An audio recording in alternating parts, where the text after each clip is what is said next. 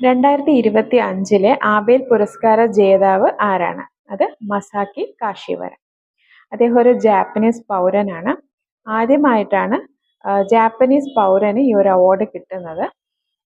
ഗണിതശാസ്ത്ര നൊബേൽ എന്നാണ് ഈ ഒരു പുരസ്കാരം അറിയപ്പെടുന്നത്. അടുത്തത് രാഷ്ട്രപതി ദ്രൗപദി മുർമു വഖഫ് ഭേദഗതി ബില്ലിന് അംഗീകാരം നൽകിയത് എന്നാണ്? അത് 2025 ഏപ്രിൽ 5-ാം തീയതിയാണ്. 2025 ഏപ്രിൽ 3-ാം തീയതി ലോക്സഭയും 4-ാം തീയതി രാജ്യസഭയും ഇത് പാസ്സാക്കി. അതിനുശേഷം പ്രസിഡന്റിന്റെ ഒപ്പ് വേണം. പ്രസിഡന്റ് അംഗീകാരം നൽകിയത്, ഒപ്പിട്ട് അംഗീകാരം നൽകിയത് എന്നാണ്? അത് 2025 ഏപ്രിൽ 5-ാം തീയതിയാണ്. അടുത്ത് 2025 champions of the earth award നേടിയത് ആരാണ്? അത് സുപ്രിയ സഹു. അത് ഒരു ഇന്ത്യൻ IAS ഓഫീസറാണ് സുപ്രിയ സഹു. 2024 നമ്മൾ ഇന്നലെ പറഞ്ഞിരുന്നു. ആരാണ് 2024 ചാമ്പ്യൻസ് ഓഫ് ദി എർത്ത് അവാർഡിന് അർഹനായത്?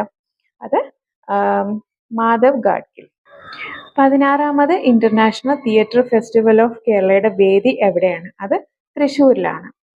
അടുത്ത് പേയ്മെന്റ് റെഗുലേറ്ററി ബോർഡിന്റെ ആദ്യ യോഗത്തിന്റെ വേദി എവിടെയാണ്?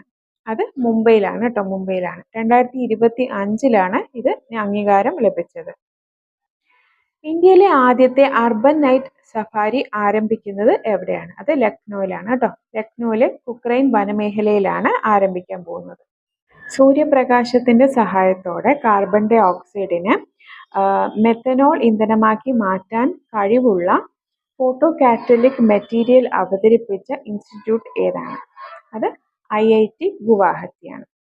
അടുത്ത് ഓരോ 16 മിനിറ്റിലും കോസ്മിക് ഡസ്റ്റ് ഭൂമിയിൽ പതിക്കുന്നുണ്ടെന്ന് സ്ഥിരീകരിച്ച ഏജൻസി ഏതാണ്? അത് ISRO ആണ് കേട്ടോ.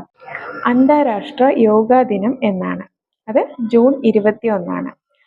2025 അന്താരാഷ്ട്ര യോഗാ ദിനത്തിന്റെ പ്രമേയം എന്താണ്?